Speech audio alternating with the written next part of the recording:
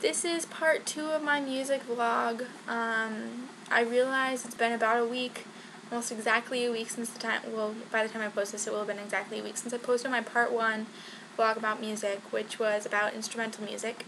So now I'm going to talk about non-instrumental music, or music with words, or whatever you want to call it. A couple of things. Oh, first with instrumental music, my birthday was just recently, and I remember I talked about Irish music last time, and about Lord of the Dance, which is amazing Irish music. And for my birthday, my friend got me a copy of the show, and so I love it, and it's wonderful, so thank you, Steph.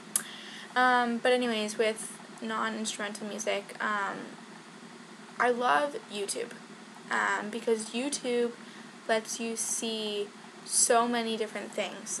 It lets you see music videos from actual artists. It lets you see people's reviews of new songs that have come out. It lets you see people's songs that they've made up themselves, and a lot of people do covers. Now, covers are one of my favorite things when it comes to music, because cover artists bring a whole new thing to the mix, because they'll switch up the beat, they'll switch up the instruments they sing with it. Sometimes they'll switch up what's the word? Not the melody, the la-di-da thing. Anyways, you know what I'm talking about probably. So, and it's just, it's wonderful, and I love it, and they're great for it. And a couple of cover artists that I found on YouTube that I actually super, super love, that are amazing. Voice Avenue is really popular. They do great covers of everything. They go on tour, and my friend wants to go really bad next time they're near here, and I told her I would go with her. So that could end up being a bad thing, but hopefully it's good, because they're wonderful. The other people, I found Tyler Ward, who is a YouTube cover artist. I found him when I was watching a Goot video. Now, Goot is, actually he goes by Alex Goot now. I found him on Pure Volume probably 2 or 3 years ago. I think it was when I was a sophomore in high school. And he's wonderful. He's really good. He's a really good artist. He does his own stuff, but he does a lot of covers too.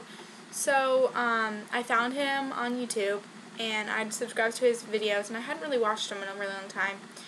And he put up a cover with Tyler Ward and a couple of other people of Katy Perry's Firework. And I just, oh my gosh, it's so good. And they slow it down, and it's really calming, which is interesting. And so anyways, I found Tyler Ward that way, and he puts up a bunch of really good covers. He probably puts one up about every week and a half or so, which is really, really interesting.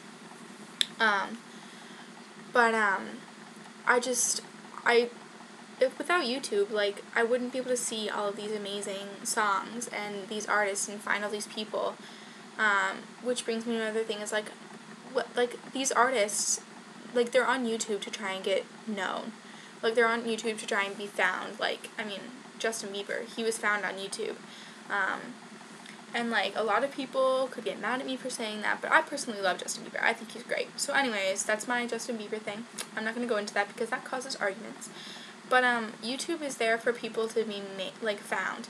And while I think that's great, I don't really like it when bands that I find become mainstream, just because it changes their sound, and it changes what they really go for.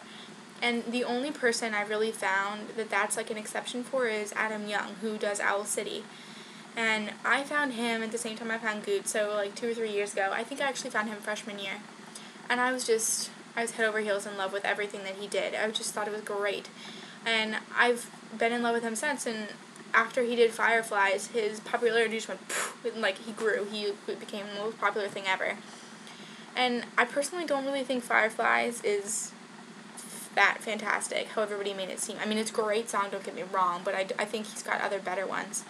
So with music, it really bothers me when people become cult fans of an artist just because of one song. In Alice's case, Fireflies. And I'm so happy for him that he's gotten more famous, because he deserves it. But it's just hard when you see an artist that you love so much, and all of a sudden people are walking around and they're like, oh yeah, Owl City, yeah. And so I try and have an intelligent conversation with them about him. And they're like, I like Fireflies. And I'm like, oh, cool, what's your next favorite song? I like Fireflies. It's like, okay, try and find out a little bit more about the band you want to know. And then, of course, there's always the classics. Not at 5 minutes, so I'm going to try and wrap it up quick. But there's always classic songs, like classic artists like the Beatles and the Ramones and the Who, that are always wonderful and musical and just genius. And I guess I was just going to talk about covers. So, because I'm so passionate about covers. And I love them. And I wish I had money to buy every cover that I thought was great. But like I said last time, I don't really have monies. With my job that I'm hoping to get this summer, I plan on using a lot of that to buy music because I'm a music freak. So now we're almost at 6 minutes, and I'm going to say adios. I don't really know what to vlog about next time, so if you have any brilliant ideas, I'd be more than happy to entertain them. So have a great time and go listen to covers. Bye.